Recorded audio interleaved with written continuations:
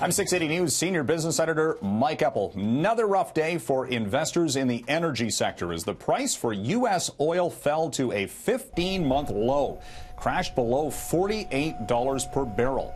Big losses for the Canadian crude index as well as the oversupply persists for the energy trade going into the end of the year and into 2019. Lots of worries that even with OPEC talking about cutting production, the U.S. is producing oil at never-before-seen levels. And then, of course, you've still got the pipeline constraints in the Canadian energy space weighing on Canadian prices. Now, the federal government is ponying up some cash to help smaller energy producers. Both the federal trade and energy ministers were in Edmonton today to unveil $1.5 billion worth of support through Export Development Canada and the Business Development Bank of Canada. Price for gas in the GTA is coming down at midnight tonight to pretty much the lowest of the year, below $1.06 per liter, according to the forecast from Enpro, falling a penny, and we should see further price declines later in the week, just tracking the price for oil heading south.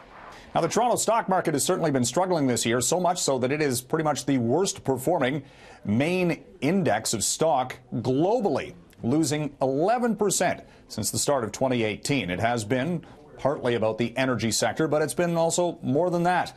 Gary Aiken is the Chief Investment Officer with Franklin Bissett Equity Group. We've got more stocks and sectors in the Canadian market that are more cyclically oriented. So whether there's concerns about global economic growth or trade issues, that just hurts the Canadian market more. So I think a lot of us involved in it have really been disappointed relative to what we would have thought 2018 would have looked like if we were talking a year ago.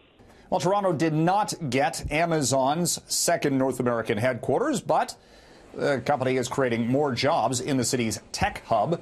Amazon Canada today announced 600 new jobs in an office space in Scotia Plaza in the downtown core. This on top of the 800 tech jobs created just last year in a second Amazon Canada office. Amazon has announced upwards of 6,000 new jobs nationwide this year, also adding a distribution center in Edmonton, and that's going to create another 1,000 jobs there. Well, it's the first big deal for Big Pharma in the cannabis industry. Switzerland-based Novartis is investing in BC's Tilray. Not talking about dollars, it's more of a distribution platform at this point to get products into legalized cannabis markets. But we've seen other big industries, including big tobacco and big beverage companies, already invest in the cannabis space. And with the Novartis deal today, Tilray shares gained more than 10% on Wall Street.